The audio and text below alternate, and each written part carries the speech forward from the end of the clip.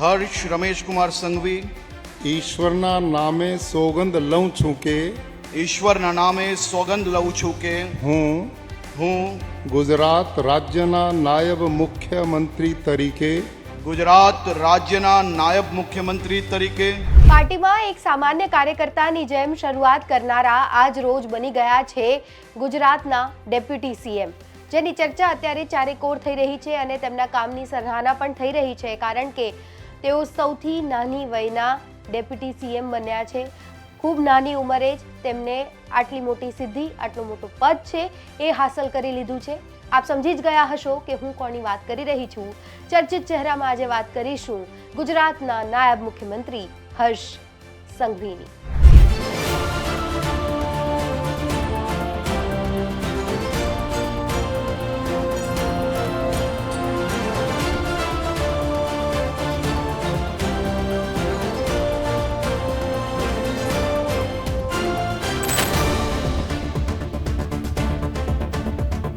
વર્ષ બાદ ગુજરાતને નાયબ મુખ્યમંત્રી બન્યા છે.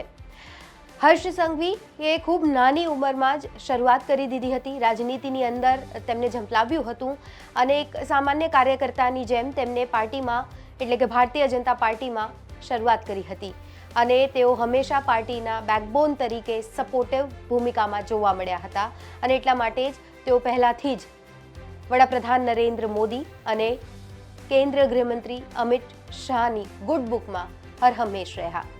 આ સાથે જ કોવિડના સમયે જે તેમને કામગીરી કરી તે પણ ખૂબ જ સરાહનીય રહી, કારણ કે અનેક લોકોની વારે તેઓ આવ્યા. જે યુપી બિહારમાં જે મજૂરો જવાના હતા, જે પગપાળા જઈ રહ્યા હતા, તેમના માટે ખાસ તેમને સુવિધાઓ કરી આપી, જમવાનું તેમના માટે પહોંચાડ્યું અને એટલા માટે જ કોવિડ સમયથી હર્ષ સંઘવી ખૂબ જ લાઇમલાઇટમાં રહ્યા.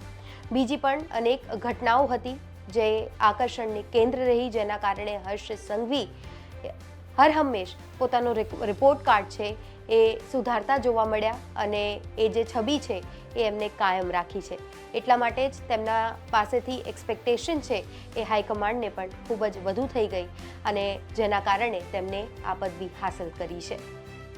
ગુજરાત ભાજપ પ્રદેશ પ્રમુખ તરીકે CR પાટીલની વિદાય બાદ રચાયેલા ગુજરાતના નવા મંત્રીમંડળમાં પણ દક્ષિણ ગુજરાતનો દબદબો છે એ યથાવત જોવા મળ્યો. અગાઉના મંત્રીમંડળમાં દક્ષિણ ગુજરાતના 5 મંત્રીઓ હતા, તે સંખ્યાબળ યથાવત રહ્યું છે. તેની સાથે સાથે પહેલી વખત સુરતને નાયબ મુખ્યમંત્રીનું પદ મળ્યું છે.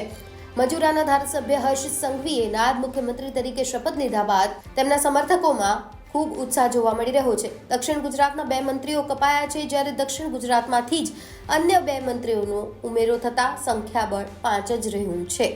આજનો દિવસ ભાજપ માટે ખૂબ ખાસ રહ્યો છે. નોંધનીય છે કે 9 વર્ષ બાદ ગુજરાતને ફરી ડેપ્યુટી સીએમ મળ્યા છે અને હર્ષ સંઘવી સૌથી યુવા ડેપ્યુટી સીએમ બન્યા. અત્યાર સુધી 5 નાયબ મુખ્યમંત્રી બની ચૂક્યા છે અને હર્ષ સંઘવી ગુજરાતના 6થા અને સૌથી યુવા નાયબ મુખ્યમંત્રી બન્યા છે. 40 વર્ષના હર્ષ સંઘવીને દાદાની સરકારમાં નાયબ મુખ્યમંત્રી તરીકે સ્થાન મળી ગયું છે. મજૂરા વિધાનસભા સીટથી પ્રતિનિધિત્વ કરનાર હર્ષ સંઘવી નાની ઉંમરે ધારાસભ્ય બન્યા હતા. આ સાથે તેઓ સૌથી નાની ઉંમરે ગૃહ મંત્રાલય જેવો સંવેદનશીલ મહત્વપૂર્ણ પોર્ટફોલિયો પણ સંભાળી ચૂક્યા છે. હર્ષ સંઘવીનો જન્મ 8મી જાન્યુઆરી 1985ના રોજ સુરતમાં થયો.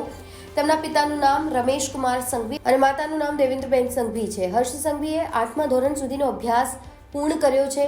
આ સાથે જ હર્ષ સંઘવીએ પ્રાચીબેન સંઘવી સાથે લગ્ન કર્યા છે, જેઓ હાલ ગૃહિણી છે. સંતાનમાં એક પુત્ર આરુષ અને પુત્રી નિર્વા છે. કોરોના દરમિયાન તેમણે લોકોની ખૂબ જ મદદ કરી અને સેવા પણ કરી.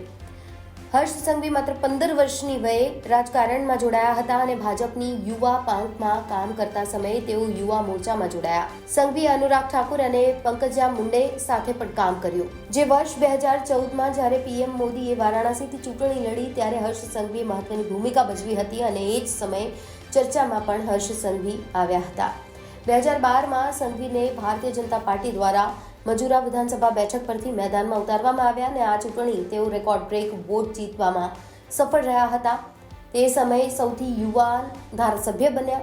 2017માં પણ તેમને ટિકિટ મળી. આ સમયે પણ તેઓ ચૂંટણી જીત્યા અને આ બાદ તેઓ ગુજરાત સરકારમાં સૌથી યુવા ગૃહમંત્રી બન્યા. હર્ષ સંઘવી દર વર્ષે રોજગાર મેળાનું આયોજન કરે છે અને આ જ કારણ છે કે તેમણે યુવાઓમાં ખૂબ જ લોકપ્રિયતા હાંસલ કરી લીધી છે. સંઘવી આદિવાસી અને પછાત વર્ગ સહિત અનેક લોકોની મદદ માટે હંમેશા આગળ રહે છે.